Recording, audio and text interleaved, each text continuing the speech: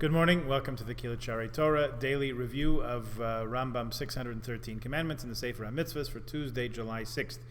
Here we'll start talking about a number of the offerings, the sacrifices that were brought in the temple for various causes brought by various members of the Jewish people. First one, positive mitzvah number 63, is the mitzvah to bring a korban olah, a burnt offering. This mitzvah commands us to bring the korban olah, that is to say, any burnt offering, whether it's a public or a private sacrifice offering, must be offered in the manner that's discussed in Talmudic literature, mentioned in brought in the poskim, in the sources, in the halachic decisors. This mitzvah is mentioned at the very beginning, the outset of the book of Leviticus, when any one of you brings an offering to Hashem, Adam ki yakriv mikem korban Hashem, etc. The Torah does not indicate the nature of the sin that necessitated bringing a korban olah. According to the sages, Tosefta and Menachos, such an offering atones for sinful thoughts and for violations of a positive commandment. Now it's interesting to note that Jews and non-Jews could bring this offering. Even when the offerer was known to be an idolater, his burnt offering was accepted in the sanctuary, so says Tractate Chulin. During the Second Commonwealth, it was customary to offer a daily offering on behalf of the foreign king or emperor who was then ruling over Israel. Says in Tractate Gittin, that's connected to the story of Kamsa Bar Kamsa that we speak about in and around around Tisha B'Av. However, no offering was accepted of a Jew who worshipped idols or who profaned the Sabbath publicly, because either of these transgressions was considered to be rejection of the entire Torah. Again, in the words of Tractate Chulin and the Rambam's own Mishnah Torah, Hilchos Ma'aseh HaKorbanos. Okay, that's number 63. Number 64 is the Korban Chatas, the sin offering. I know what you're thinking.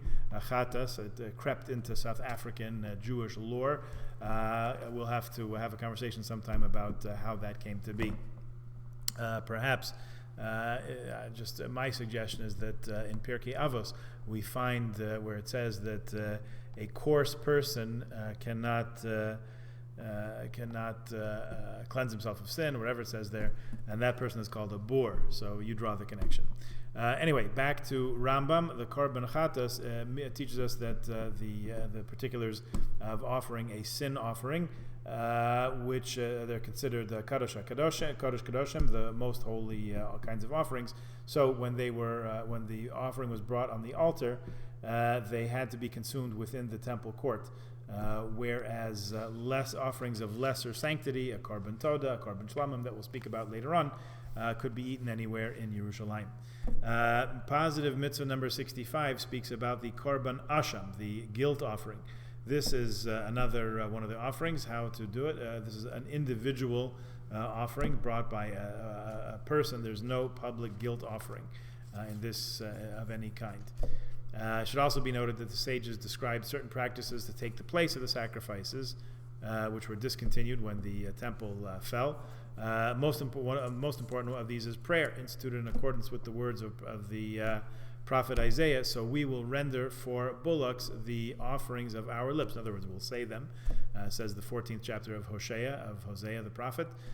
Study of Torah and prayer, since we speak about these things, we consider that tantamount to actually performing the service in the temple. Okay, that's that for today. We'll continue with the korban shlamim, the peace offering, tomorrow, so please tune in then. Have a good day.